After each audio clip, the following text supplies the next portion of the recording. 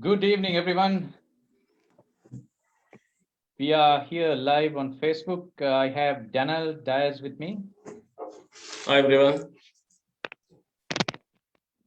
So we do this on a weekly basis. The intention of the call or the video stream is to add some value to you.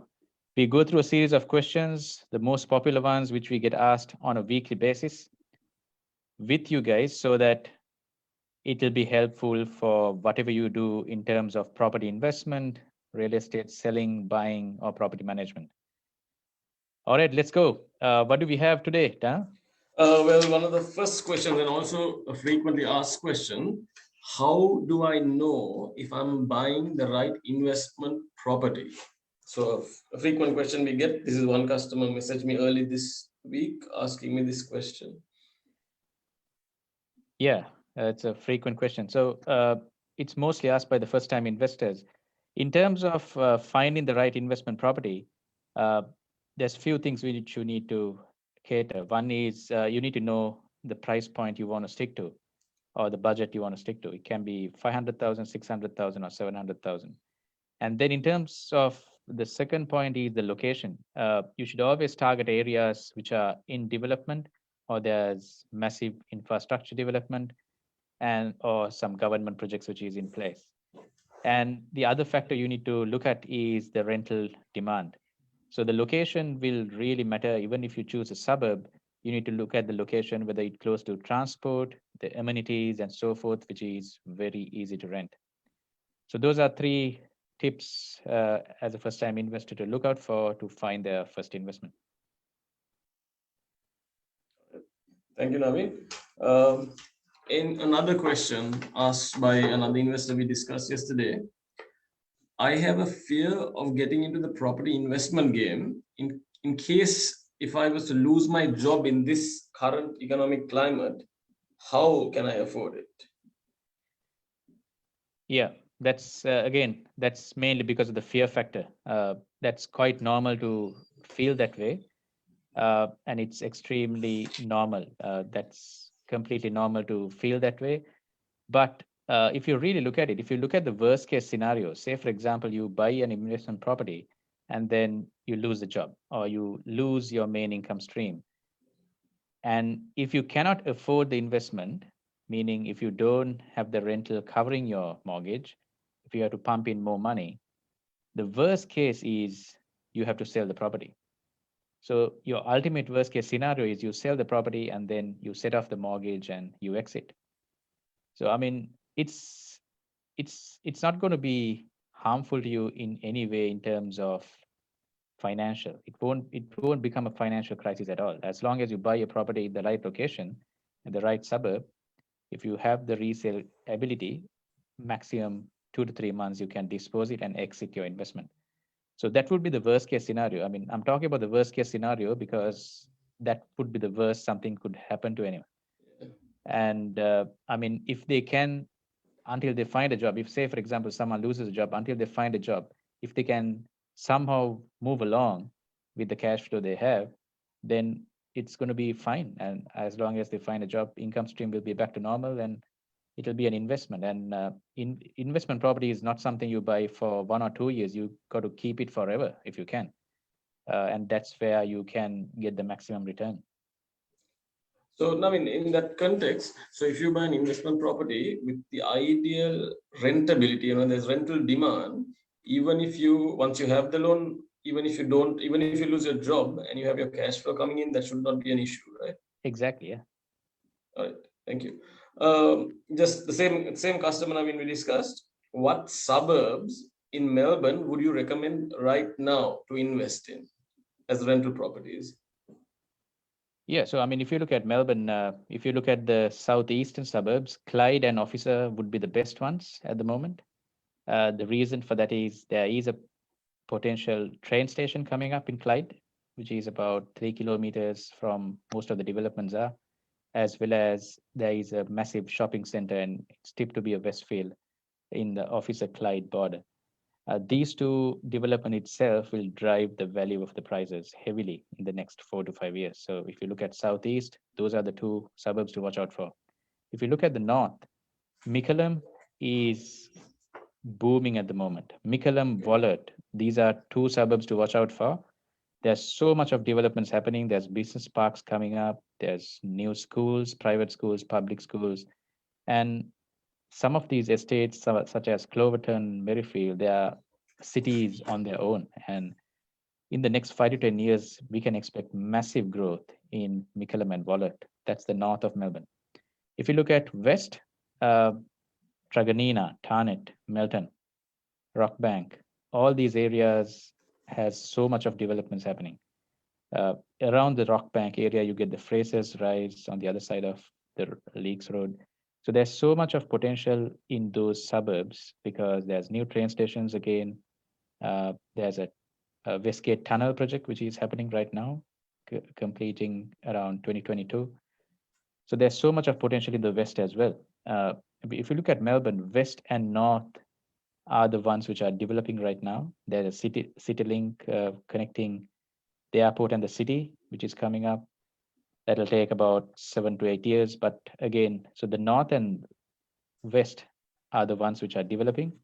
But if someone is moving towards the south, southeast, Officer and Clyde are the ones to watch out for. Okay. Yet another customer had asked one of our colleagues Phil this question. I have heard a lot of horror stories in building a property or buying off the plan. What are the advantages of building a property versus buying an established property? Yeah, that's a common question too. Yes, I agree with that person. I mean, there are horror stories in construction. But if you really dig deep and see what that horror story is about, uh, it is because what they wanted was not in black and white on the contract. And then there can be surprises, there can be misalignments, there can be arguments with the builder. You might think certain things are coming in terms of inclusions, and they're not. If they're not on the contract, you're not going to get them, and you can't go back to the builder as well. So it's very important to have everything in black and white on the contract, especially the inclusions. And going for a turnkey solution is probably the way to go to mitigate most of it. That way, there's no surprises in terms of cost. There's no surprises in terms of inclusions. Pretty much everything will be included.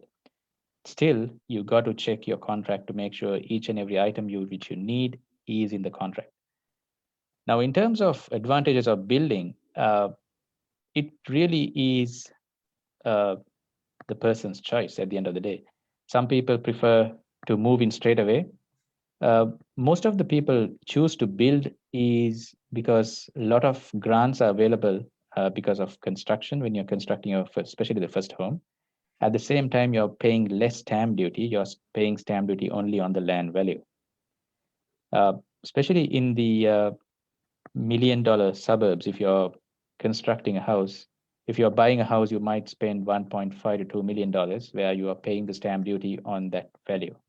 Whereas if you're buying a block of land for 900 a million and then construct a house, you might pay only on the land value, which is 900 or a million. So you're going to save some money in that. End of the day, some people choose to build their home because they cannot find the home they want when they go shopping in terms of buying an established home. So it really depends on the choice of the person, but there are certain benefits to building. And in terms of construction, as long as you choose the right builder, as long as you make sure all those elements which you need is in the contract in black and white, you cannot go wrong. Thank you, Naveen. Naveen, just associate that is watching us right now has just sent in a message to me. Yeah. What exactly does the team turnkey signify? I would let you elaborate that. Sure. Turnkey meaning pretty much everything you need is included and it's a fixed price. So example, your site cost is fixed, your landscaping is included, blinds are included for the windows, fencing is included, your flooring, cooling, clotheslines. Pretty much turnkey means you can open the door and rent it out straight away. But then again, as I said, if it's for your own living, if it's for a rental property, it's perfect because everything a tenant wants is there. But if it's for you to live in, You need to go through the inclusions. You might want to upgrade certain things to your liking. But yeah, so that's what turnkey means. All right. Thank you, Naveen. The next question we have through the week.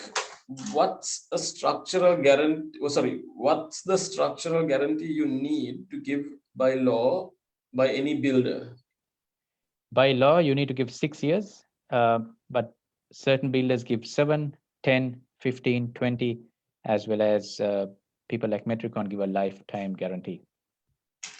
All right. We have a few That's- questions on Facebook.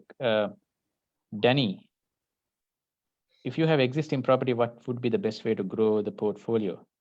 Does the bank has a limitation in lending in number of properties? If you have existing property on your own, the best way to grow your portfolio is we can value the property, what you have, and then if your mortgage is less, you might have some equity on it. So let's say, for example, you have a property worth about 750,000. Your loan might be about 400,000. There's a lot of equity there, which you can take out. You can take out the equity, use that as a deposit for your next 1 or 2 investment properties. And bank will not have a limitation in lending for a number of properties as long as you have the borrowing capacity. Say, for example, you want to buy 2 properties. In that example, you might have about 200,000 of equity. You want to get 2 properties of 500,000 each. You put 100,000 each for 2 properties. As long as you have the borrowing capacity for 800,000 on top of your loan, bank will lend you the money. So it's all about the borrowing capacity. It's not about, there's no limitation. You can even have 100 properties as long as you have the borrowing capacity. Again, you can't get to 100 at once, but if you start building one by one, Yeah. if you target to get a property every year, you'll get there pretty soon. When you go for the second property, sorry, same question, again, another question from Danny. When you go for the second property, should we buy old or a new property? Again, it's your choice. When you go for the second property, when you buy brand new, there are certain advantages in terms of tax. So your short-term gain is what you can claim from the taxes, especially if you're in a high-income earning job. The only way to claim some taxes is through your tax returns. Unless you have any investment properties, it's barely anything you can claim for. Especially through depreciation of the property, you can claim a lot. So that's the advantage of going for a brand new property. But if you're someone who is after immediate rental return, then go for established property where you can rent out immediately. But you do have some capital. I mean, we strongly advise you to go for at least 1 to 2, 1 to 3-year-old property so that you can claim some taxes on your depreciation. Right. Okay. Why is the property market so hot right now in this post-pandemic period? It is very hot. That's absolutely right. Absolutely. Yeah, I mean, land agents are not even talking to us. They don't want us because they are selling it very, very quickly. Then I think the reason for that is number one is the grants which were offered during the last 3 months. They were very, very attractive, and it was a timely measure by the government to introduce these grants so that it is affordable for people to buy. That's number one. And also, if you really look for the past 6 months during COVID, there was no travel, no international travel, barely any travel. There was a lot of savings in people's homes, and they, as soon as they came out of it, and that's, I mean, a lot of people have realized that rather than spending money on unnecessary things, it's better to invest in a property or mortgage, remortgage, and get another property. So the savings factor was a huge thing, as well as the grants. And if you also look at, Daniel, if you look at all the past pandemics or crises which happened, Yeah. September 11, Asian financial crisis, 2008-9 recession, after each of these pandemics or recessions, the market has picked up rapidly. And that's exactly what is happening right now. And it picks up and goes higher than it left off before. Exactly. And I think the next 3 years in terms of Australian economic growth is massive. It's going to skyrocket in terms of the economy. So I think property market will be the same. This year is going to be a very, very good ride for the Yeah. market. The key cities, Melbourne, Sydney, and Brisbane, have seen the highest growth. They speculated, plateauing, but they've seen the highest growth. I read in the financial review like 2 days ago. So Yes. we know that's a fact. I've shared it with a few customers, with a few investors. Okay. Now, the next question is, this is from a person who owns a bit of a portfolio as well. Yep. If I want to sell an investment or my own property I live in, what is the best method of sale? Private sale or auction?